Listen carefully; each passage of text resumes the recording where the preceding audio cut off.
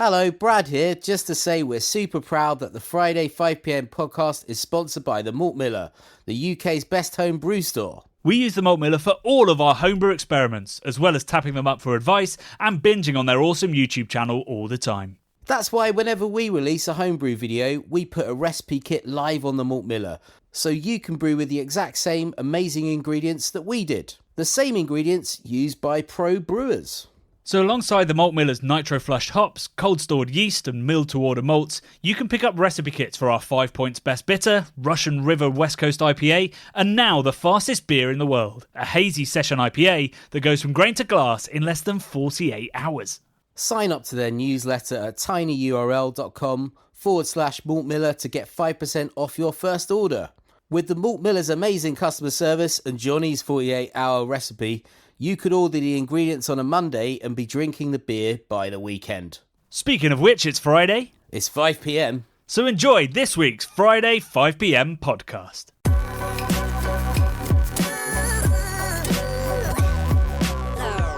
It's Friday, it's 5pm, and this episode is brought to you live from the Lewes Premiere Inn, room 214.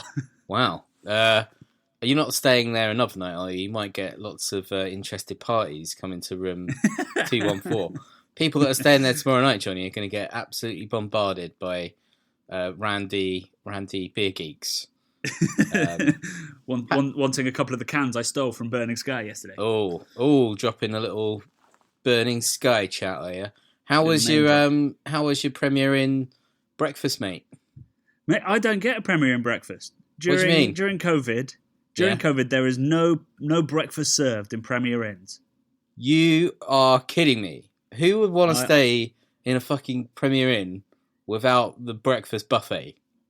Yeah, I mean, it's not about the beds or the safe room or the roof over your head. It's about the buffet breakfast. It's definitely not about any of that stuff, and it's not about Lenny Henry. Is Lenny Henry the guy that advertises Premiere Inn? I think he is. Yeah, he doesn't really talk about the breakfast.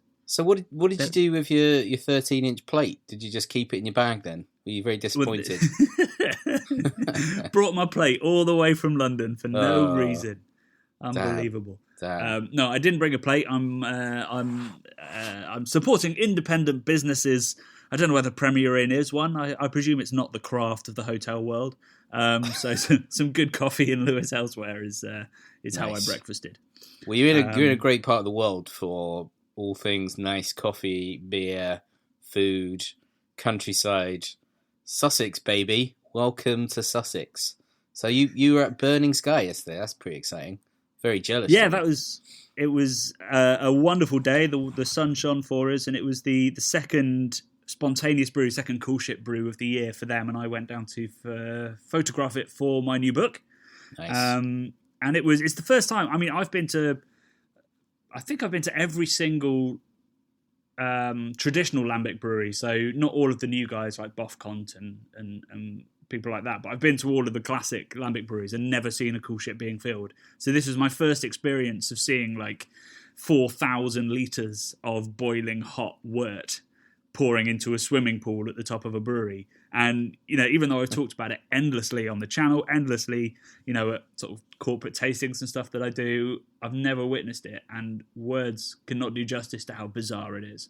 Was it like a spa? Did it exfoliate your skin? Was it very sweaty?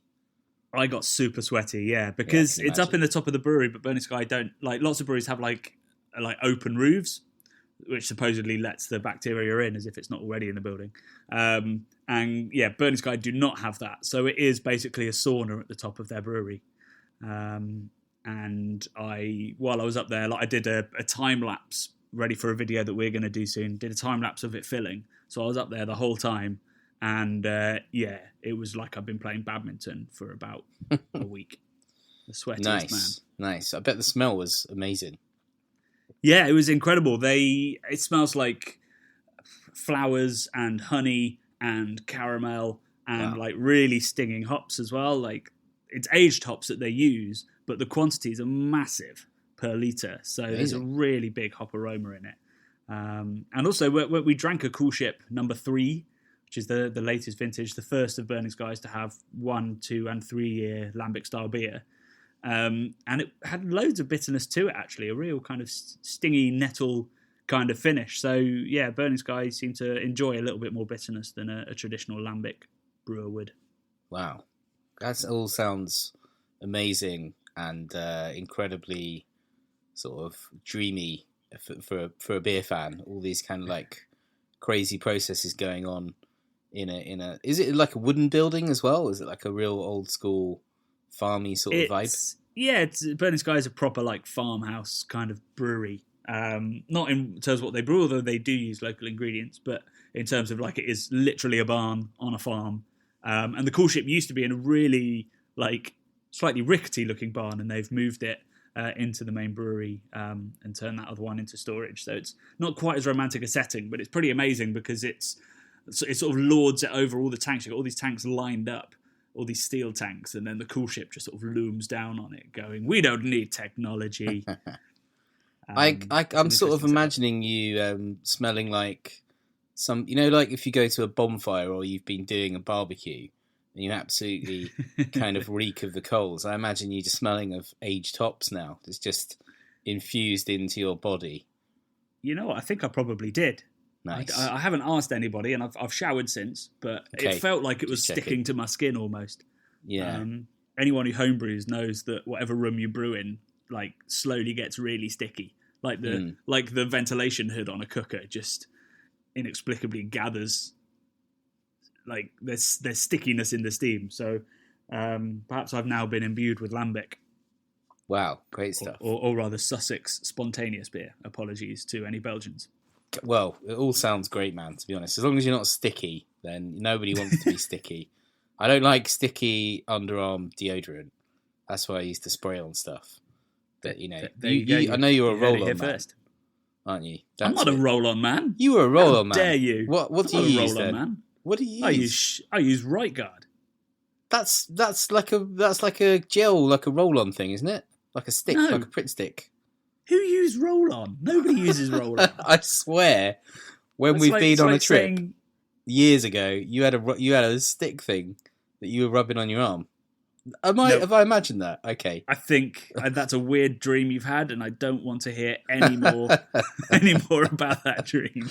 Right guard, nice. I'm a Nivea man myself. Right, it's delicate. Care for your skin. Exactly, mate. See, we could totally be sponsored by skincare, all these people. Why aren't we getting offers left, right, and centre?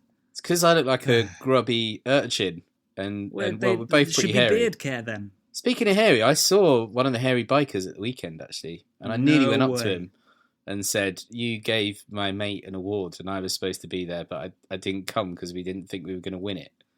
And then I looked at him a bit longer and I thought, you don't look like you want anyone coming up to you. He's just hanging about in Margate outside an antique shop. So which one was it? I don't know which name. It was the one off of one? Come Dancing, or whatever it's called. Strictly Come Dancing. So the dark-haired guy. Not the guy that I look like in 50 years' time, or 30 years' time. The bigger guy. Not that guy. Not the Viking guy, the other guy. The sort of one with the glasses. Yeah. Yeah. He had very expensive sort of young person denim clothing on. Very trendy looking. Well, he's done well for himself. A lot of best-selling books, those guys. Yeah, I know, right? I was sort of like, wow, he's got nice clobber on, and he had some sort of limited edition Nikes on that were pretty cool, and a very, very twiddly moustache. So yeah, I nearly went up to him, and then I did a little bit of a check of myself and thought, he's going to think I'm a lunatic, and he's also going to be like, can you step away from me because it's COVID, and I'm trying to enjoy a day out in Margate.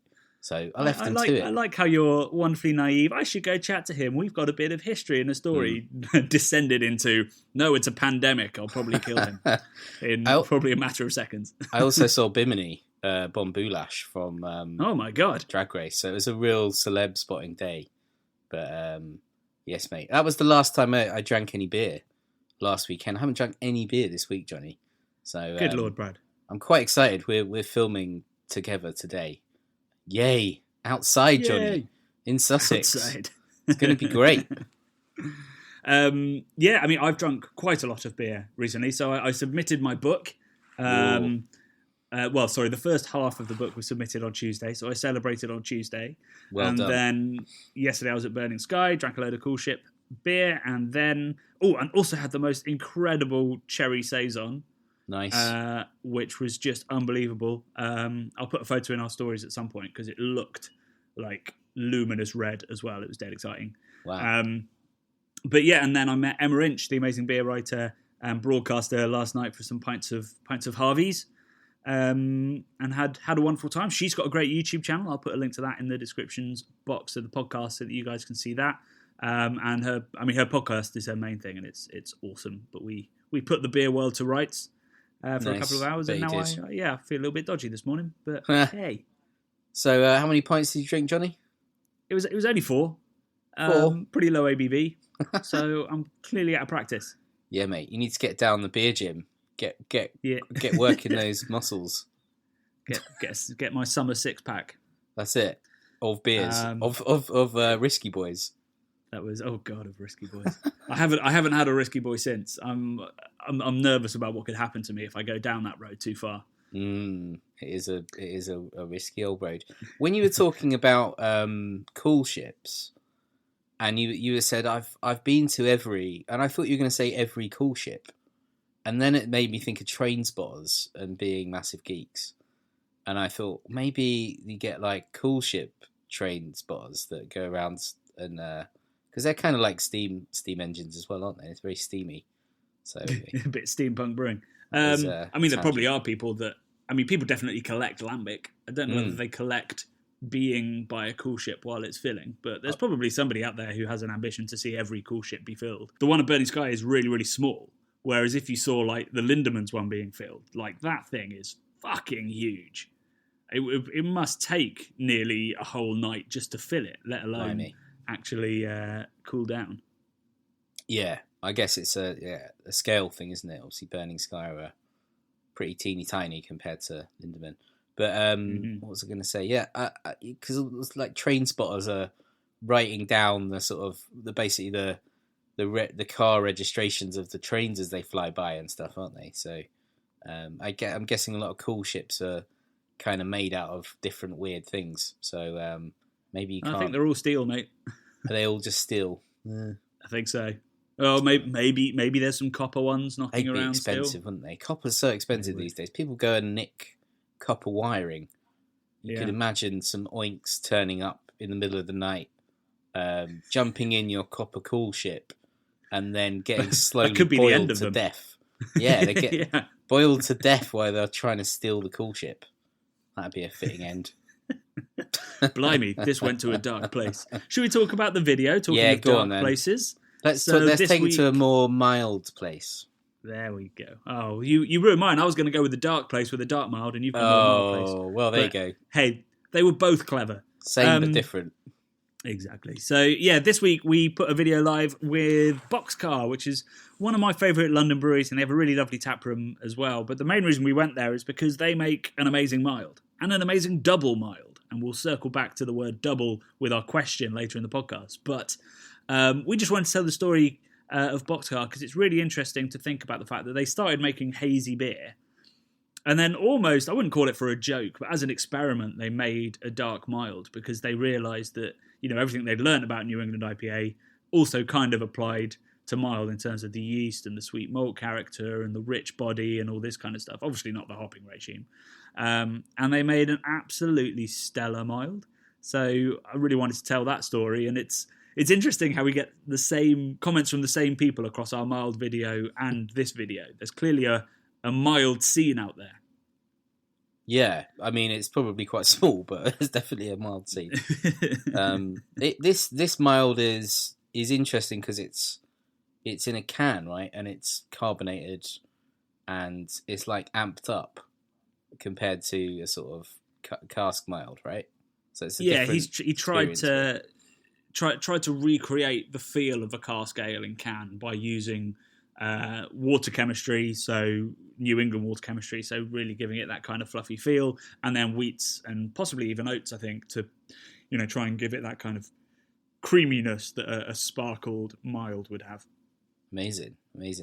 Yeah, it was great. I mean, I think we've even drunk it on camera, haven't we? The dark mild. Did we drink double mild? I can't remember. Double mild we had, but I've had it, and it is cracking for sub 4. Is it sub 4% or sub 5%? It's very low ABV. 3.5 or 3.8. Yeah, great stuff. But obviously those guys make all kinds of beers, don't they? And they're kind of amazing. I don't know Sam, but he seems like a super chilled, cool, clean freak was what I took away from the video. Definitely some OCD tendencies there. It was the cleanest brewery. Although actually Burning Sky yesterday was incredibly clean as well. Nice. Considering there was so much wild brewing going on. But yeah, Sam, I mean, well, we can dive into the comment that I've selected, which is from Gavin Hall. He says, it's super refreshing to see a modern trendy brewery inspired by traditional styles and executing them with such passion and imagination. Also one of the fractional few New England breweries that I could actually session on without needing a palate cleanser in between every half pint, which I do sympathise with. You know, we've got this sort of thirds drinking culture, bottle share kind of culture, where, yeah, we have 8% beers in cans, and, you know, I can't remember the last time I sat down and drank a whole one of them, because you would need a palate cleanser afterwards. And actually, Boxcar, their beer is much drier than most New England's and a little bit more bitter, so that it is much more drinkable. A Native Place, which we drank in the video, is such a good, like, juicy but very dry, almost session IPA kind of vibe. It's really crushable and dry on the finish. Nice. Yeah, it looks like a great little spot down there as well. And I'm not a fan of purple, but orange is my favourite colour. So you know, I was loving all of the orange in the decor. I thought you would. I'm surprised you don't like purple. I think together they're quite a striking combo. Together they are certainly a combo. It's just purple is probably one of my least favourite colours. I wouldn't really. Although at one point I did have a purple American apparel hoodie that I used to wear to festivals in New Rave era, because I went to art school when it was New Rave. So I was at one point a New Rave kid. Good Lord, I would not have expected that. When I say New Rave kid, I don't mean I wasn't losing your mind to Golden Scans. Yeah. I do. I mean, I've been to loads of all the sort of New Rave type bands, gigs, and all the bands that didn't want to be considered New Rave but were sort of lumped in as well. So things like Late of the Pier and other stuff, which I still think is genuinely great music. If anyone hasn't listened to Late of the Pier's only album, go and check it out, because it's awesome. There you go. Yes. Did you have a comment for the video? Yeah, I've got a pretty sort of generic one, but it was really nice, from Matthew Sommer, who just says, so great to see you out and about in London again after such a long break. Don't care where you go or what you do next, as long as you just keep doing it.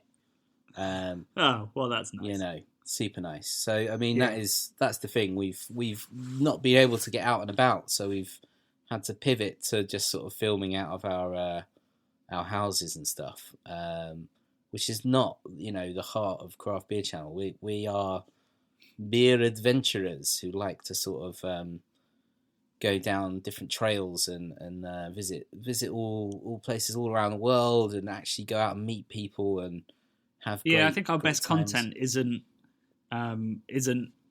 beer focused. It's when the beer is put in the context of something. Yeah. So we always try to do that.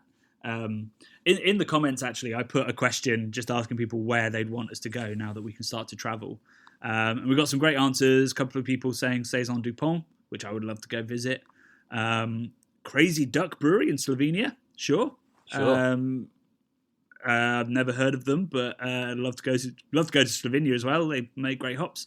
But my favourite one is from Terry Hodkin, who said Duration, Neon Raptor, Flock. Sure, we'll do those three. And then he goes Beak and Burning Sky to see their cool ship. And I replied going, I'm literally doing both those things this week. So yeah, amazing. We nailed that. So do check out that video if you haven't seen it. It's a really interesting chat with Sam, who's a really particular and interesting brewer with a beautiful, beautiful tap room. We didn't get a question this week, so before we tackle tackle a written question. Just wanted to say, please do send your recorded questions to craftbeerboys@gmail.com and we'll answer them on the podcast. Or you can just send us an email to that one and we'll read it out and answer it, because we're really keen to, like our Discord forum, our Patreon forum, we like it to be interactive so that everybody's getting involved and we can ask some questions and make sure that we're not just slowly disappearing into our own little bubble. Oh, yeah. So yeah, craftbeerboys@gmail.com. Send us your questions. Doesn't even have to be about beer. Just if you've got a question, hit us up. So this week's question comes from Rory Price on Twitter. And he messaged us yesterday. No, not yesterday. At 2 a.m. today. Wow. Asking, clearly he's being kept awake by this question, but when and why did they start calling Imperial IPAs dippers? And wouldn't a sipper be a better name? So we're going to have to deconstruct this a little bit. Let's start with the sipper. So sipper, SIPA, that's a session IPA. Yeah. So that's an abbreviation that's sometimes used. So that wouldn't be a great name for a double IPA, but I do understand what he's saying, right? Is he basically saying you could only sip a double IPA because it's so strong? You're not going to you're not going to neck it. Glug it. Okay. Yeah. But yeah, I think that's what he's trying to say. I understand it, but it would get really confusing if you bought a sipper thinking it was a session IPA, and then drank it like it was. That way, madness lies. That way, madness lies indeed. Have I ever done that? Maybe.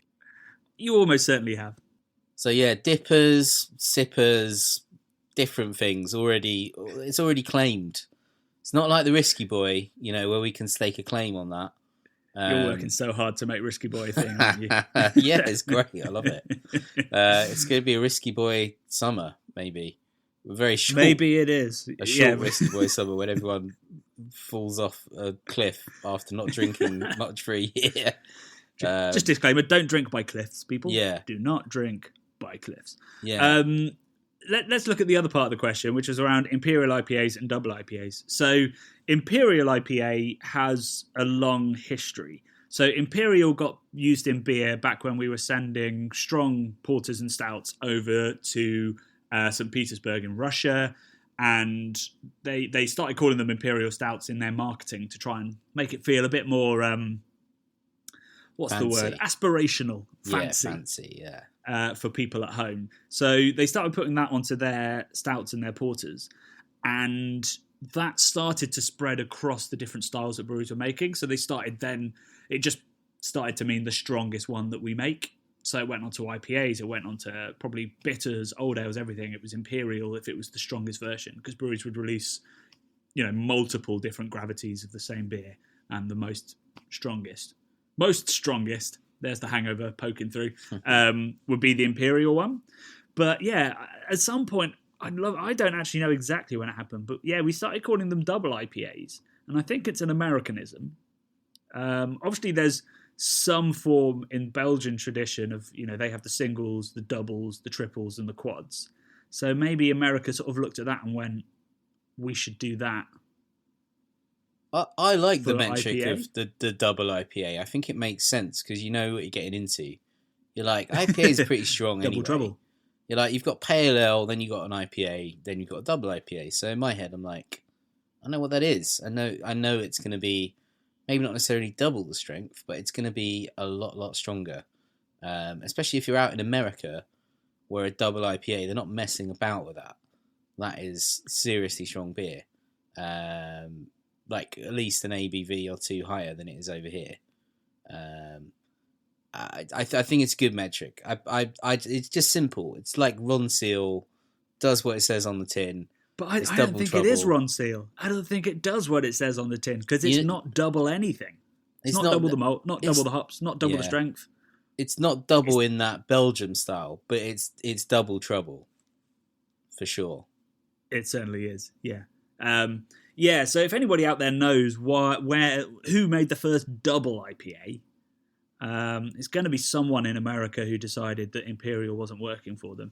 I mean, also Imperial, as we said in the video actually with Sam from Boxcar, Imperial feels a little bit imperialist. Yeah, there's a bit of that hangover of Empire sort of association, which I think, although obviously it was the Russian Empire, not ours, that it sort of references. But that old sort of old European imperialist kind of bent, which is not, not great, because we did a lot of bad stuff back in the day. To everyone I enjoy else that. around The British world. Empire, not great. I think that's a fair. Certainly, some summary atrocities were done to the majority, a third of the world. Exactly. Yeah. Yeah. So I mean, I could see why America, the land of the free, who cast off their imperial shackles, told us to do one many years ago. Why they wouldn't want to call it an imperial.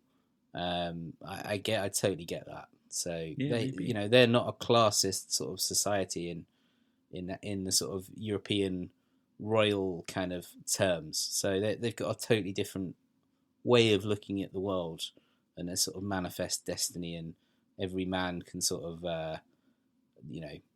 live their dream or whatever. So they're not kind of, even if that's fundamentally untrue in modern America. Oh yeah, of course it is. But if your man or woman's dream is to drink a damn strong IPA, then they want to drink a double one. It's like a double burger or something, rather than an imperial cheeseburger. Yeah, the etymology is burger. Yeah, maybe it comes from burgers. That's it. It's a double burger, not an imperial cheeseburger. There you go. Well, on that note, we'll leave you with that thought for the weekend, I think. So we'll see you on Wednesday. We've got a very exciting video about Irish breweries going live on Wednesday, which we can't wait to show you. We don't get out into the world, but we do have some tours from some special Irish breweries. So you will see some beautiful nature, some great use of drones. Oh, yeah. And all kinds of exciting stuff for next week. So yeah, we will catch you then. And until then, have an amazing beery weekend.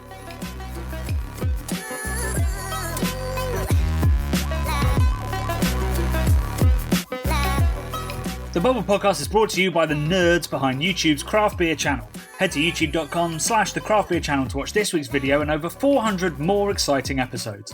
If you love what we do, please do subscribe and even join our Patreon at patreon.com/craftbeer channel. Love and beer.